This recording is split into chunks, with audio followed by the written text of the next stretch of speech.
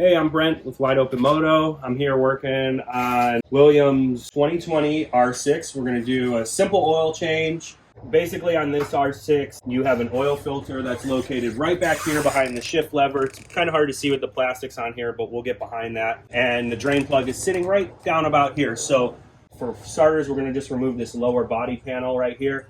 And with that, we have a 4mm socket. The first one we're going to move is this one, because I know the oil filter is behind there. And we're going to take this one off down here. And these are just held in with clips behind it, so they strip pretty easy, but they are replaceable. So, and we've got one more right here. And what I like to do is take off the one that's at the bottom down here before you take this one off. So that one is also a 4. I might not be able to get in there with the impact, so I'm just going to grab a ratcheting socket here, pull that one off, set that back there. We know that one goes there, and we're going to go back and take the last one off. It's good to support it with one hand so it doesn't fall, so you don't scuff up your plastics, and that piece comes out just like that. Now that we've got that off, you can come under here. You have a, what I believe is a 17mm drain bolt. This is your main drain bolt, so we'll drain everything. And your oil filter, which is still back here, and we might need to move some stuff around just to get to it. It's kind of tight in here on this bike, but likely we're going to have to remove this shift linkage here, which shouldn't be too big of a deal. I think we'll end up pulling it off at the pivot bolt right here and let it hang down just so that we can get in there. Let's start with the big bolt on the bottom, which is a 17mm. These usually aren't too bad. One thing about it is you're going to see when I pull it off, there's going to be a crush washer. Now these crush washers, they're reusable multiple times. Make sure we're going the right direction. Righty-tighty, lefty-loosey. They strip very easily, so you just do need to be careful you don't over-tighten them. There we go. So once it's broken loose, pull it out with your fingers, and this will drain all of the oil. Based on that, what do you think the condition of the oil is? So this oil isn't in the worst condition, but as you can see, it's very dark color. You can see it coming out of here, and then also when it gets into the pan. It's not very syrupy, which means it's not too dirty, but this is right about where you would want to change it. It doesn't have the goldish color to it. It's got more of a darker color, which means usually that it's burnt up. Yeah, well, the bike has about 3,000 miles, and it's done a couple of track days. Yep. And I ride it pretty hard. Yep, exactly. And so right here, you can see the crush washer on the bolt. Make sure that this doesn't fall off into your oil pan and you don't put it back in there with it. If this isn't on there, you are going to leak oil out of the bottom of there. This one's not in too bad a shape. It's a new bike. I'm just going to reuse it. You can reuse them multiple times.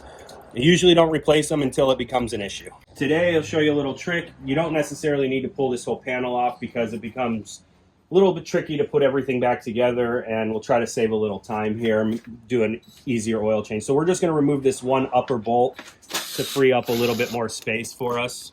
And this is a long one, so just remember you got a long one right there. And so this will give us just a little bit of play. You don't want to bend on these too much. If you start pulling and bending and twisting, these will break. They're not super sturdy. And so as you can see, the oil filter is right down here behind his shifter linkage here. So the easiest way to do this, as opposed to removing it from here, we can just remove this this hex bolt right here, which is called a pivot bolt, which his shifter sits on. So we're just going to remove that, and we'll tuck everything out of the way so that we can get access to the oil filter. So this is a little bit tighter, so we're going to use a ratchet. The impact won't take it off. So lefty-loosey. And it's a little stiff because they use Loctite on here, and we're going to put some more Loctite on here when we're done. Try to go back here to the impact. You probably want to move the oil pan a little bit, but just notice that you have some pieces on here. On this particular bike, there's no washer behind here, but you have tons of Loctite on there, and then you do have a little spring washer in here, so don't lose that. It helps to keep the bolt in and not back out. So now that we have this out of the way, we're just going to tuck it over here. It's out of the way. We don't have to worry about it. And then that'll give us access to the oil filter. It looks like there's a little plastic cover in here. We can leave that in place. And real handy tool to have in the garage. You can get this probably on Amazon, super cheap, is an oil filter wrench. And what this does is as you tighten it, it'll clamp down and it'll pull the oil filter off. You're gonna see today we're gonna put on a K&N 204. This is the one for the bike. But the great thing about all the K&N filters is they have a 17 millimeter hex nut at the top. Tightening and loosening and getting this off makes it way easier, which is why I prefer K&N over every other oil filter that's out there. Makes it a way easier when you go to change your oil the next time, or just tighten this filter onto your bike. So we're gonna pull this hose just up out of the way, try to keep everything out of our way here. And as you can see, this will just sit right into here, and we will put our ratchet on there. What's it called? Just an oil filter wrench. And And it's probably called maybe an adjustable or a locking oil filter wrench. nice. So put this on, and we're gonna put the kickstand up out of our way. So the trick with these is just get it as tight as you can. And as you're wrenching it, it's gonna tighten around that filter and just free it up. And then you hold it there and re-ratchet. And just like that, you get your oil filter out. Makes it super, super easy. You can sit there and mess with it all day long trying to get it out by hand. This tool will save you a lot of time, and they're $10 or less for this, so it makes it really easy. You're gonna get oil on parts of the bike. It's best to have a rag around so you can wipe everything off. There's no real way around it due to the location of the oil filter. So as you unscrew it, just remember oil is gonna come out, and we'll unscrew it all the way. And you can tell this is a Yamaha brand filter, which they're great filters. The K&Ns are probably made in the same factory, just have a Yamaha logo on it and a K&N logo. And which one is this? This is a K&N 204-1, and they don't make a 204, it's always just a 204-1. So that's the one that fits on most street bikes / track bikes. Yamaha R1, Ninjas, they're all pretty much the 204. As you can see, you have your oil filter where the oil filter screws into, and as you can see, it leaks some oil down on the case. So what I'm gonna do is I'm just gonna take a rag and I'm just gonna wipe off some of the oil that leaked onto the case. Keep it clean. It's usually just a little bit, so we'll just wipe it off. K&Ns, with some other oil filters brands, you have to actually lube up this O-ring. Now, the great thing, again, about K&N oil filters is you can see there's this little plastic cover. They pre-lube this from the factory, so there's no need to take some old oil or new oil and rub it around here because it's already lubed up from the factory. So I'll just pull that cover off. As you can see, it might be hard to tell in the video, but it's already got some grease on there, so you don't need to worry about greasing it so it sticks. All you do is take it, always thread them on by hand. It should go on there nice and easy. Just make sure it's straight. You don't want to cross thread anything. And once you get it screwed in there, it'll go right on. Very, very easy. And so we'll spin this on, and as you can see, it's going on really, really easy. And the great thing about the oil drain plug and what K&N had done is you have a 17 millimeter for your drain plug, and you also have a 17 millimeter to tighten the oil filter on. So we're just gonna come in here.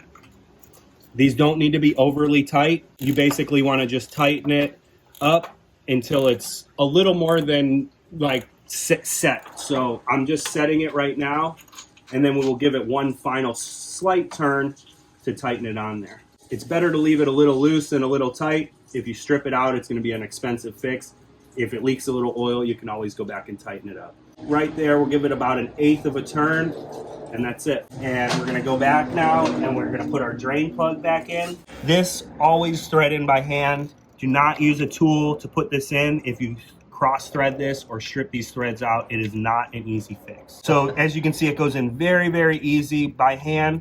Just get it all the way up there as tight as you can. There is a torque spec for this.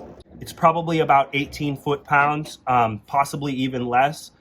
For me, because I work on bikes so much, what I like to do is I like to put my wrench on it. I like to tighten it down snug, and then I like to just do one small turn, and that's it. So that was about 1/16 of a turn, and that's plenty tight. Do not over-torque this. You will strip that bolt out, and it becomes a very, very challenging fix to get it right. So like I said with the oil filter, you would rather have this leak a little bit of oil and notice that you're leaking a little bit of oil and go back and tighten it again than over tighten these bolts up. Now what we're gonna do is we're gonna go back in reverse order of how we took it apart. And when we took it apart, the first bolt that we took out, sorry, we're gonna go in reverse order. So we are gonna go back and we're gonna put this on. And now what I just noticed is you also have a washer right here. So this was kind of stuck to it. Careful not to lose any of these parts. Sometimes it makes it easy just to take them off. We're gonna put this back down here. We're gonna go grab some Loctite. Now, as you can see, this has blue Loctite on it. Blue is supposed to be temporary.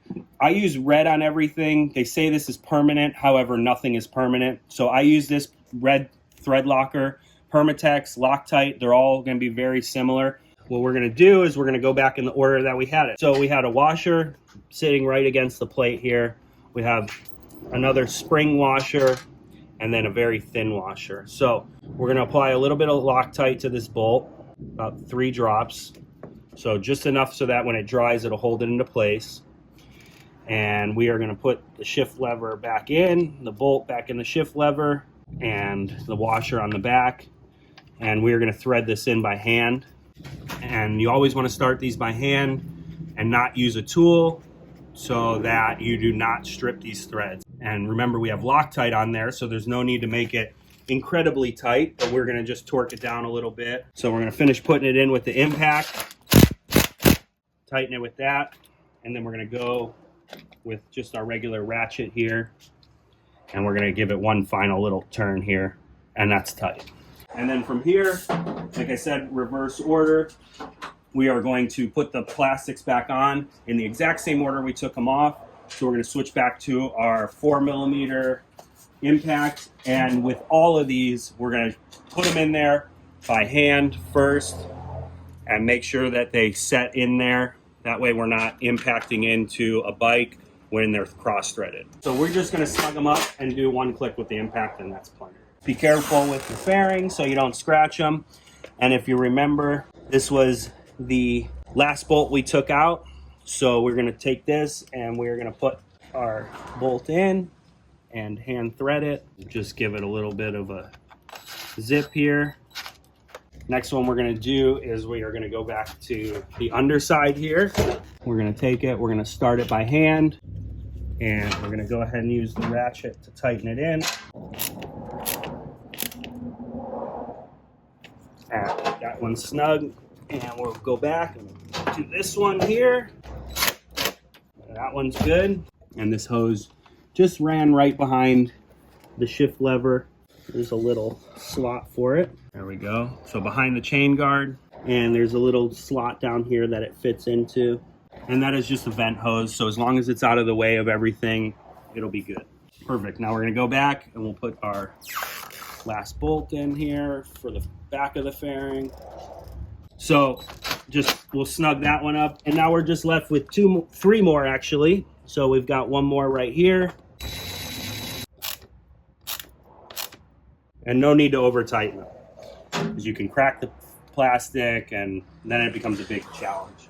This is the oil we're going to use, the Yamalube 20W50. This is what the recommended oil for the Yamaha R6 is in the service manual.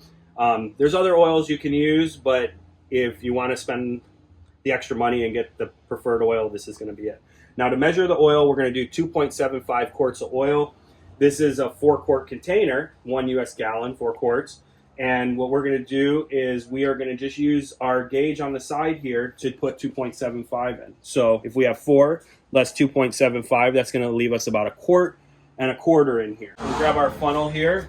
We'll pull our oil filled cap off, which usually it's only hand tight. Sometimes if it's not hand tight, a pair of pliers can help you loosen this up. Notice you have a little rubber O-ring on here.